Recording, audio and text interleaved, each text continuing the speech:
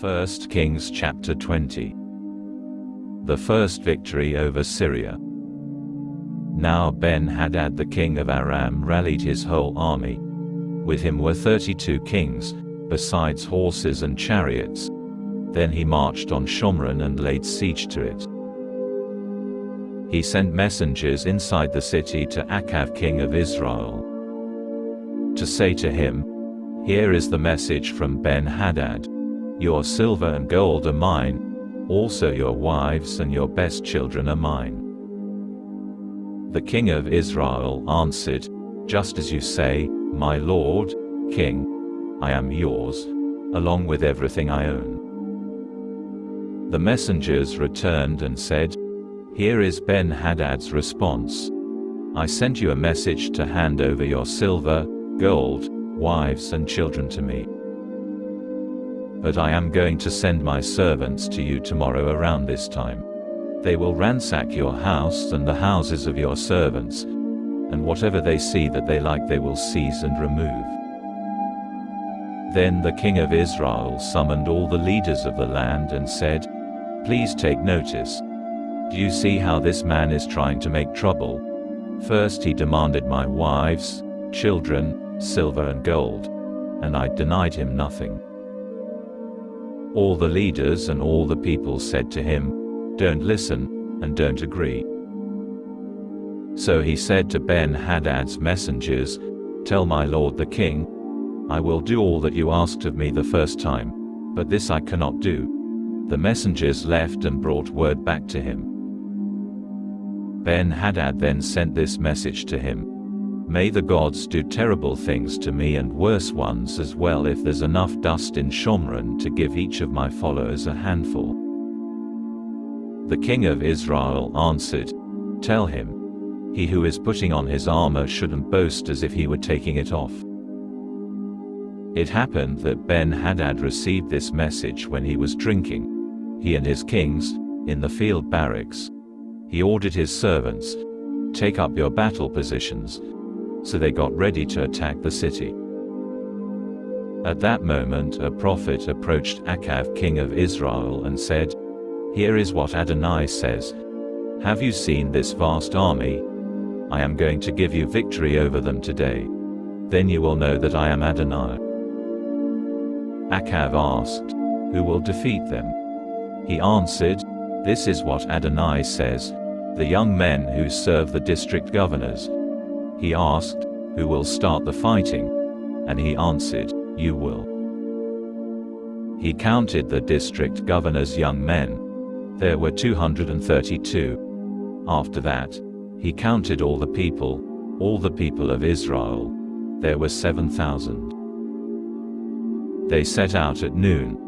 Ben-Hadad was drinking himself senseless in the field barracks, he and the kings, the 32 kings who were his allies. The district governor's men went out first. Ben-Hadad sent for information, and they reported, "Men have come out from Shomron." He said, "Whether they have come out for peace or for war, take them alive." So the district governor's men left the city, followed by the army. And each one killed his man. Aram fled, and Israel pursued them. Ben-Hadad king of Aram escaped on horseback with some of the cavalry. The king of Israel went out and attacked the horses and chariots, inflicting a massive defeat on Aram. The second victory over Syria. Afterwards, the prophet approached the king of Israel and said to him, "Go, regroup your forces, and think carefully what to do, for next year at this time the king of Aram will renew his attack." Meanwhile, the servants of the king of Aram said to him, "The God is a God of the hills. That's why they were stronger than we were. But if we fight them on level ground, we will certainly be stronger than they are. Also do this: remove all the kings from their commands, and put professional officers in their place. Then recruit an army as big as the army you lost, horse for horse and chariot for chariot. We will attack them on level ground, and we will certainly be stronger than they.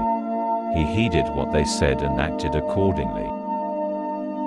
At the same time the following year, Ben-Hadad mustered the army of Aram and went up to Aphek to attack Israel.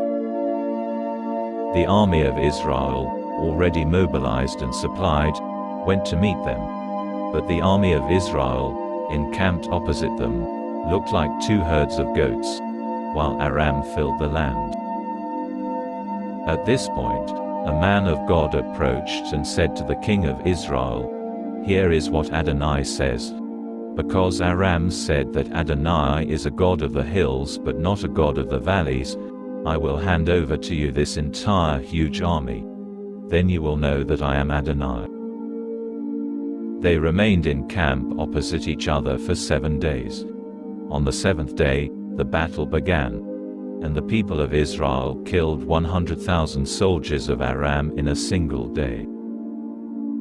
The rest fled to Aphek, into the city, and the wall fell on 27,000 of the men who were left. Ben-Hadad fled into the city and took refuge in an inside room. His servants said to him, "Hear now, we have heard that the kings of the house of Israel are merciful kings. If it's all right with you, let's put sackcloth around our waists and ropes on our heads, and go out to the king of Israel. Maybe he will spare your life." So they put sackcloth around their waists and ropes on their heads, went to the king of Israel and said, "Your servant Ben-Hadad says, 'Please spare my life.'" And he answered, "He's still alive.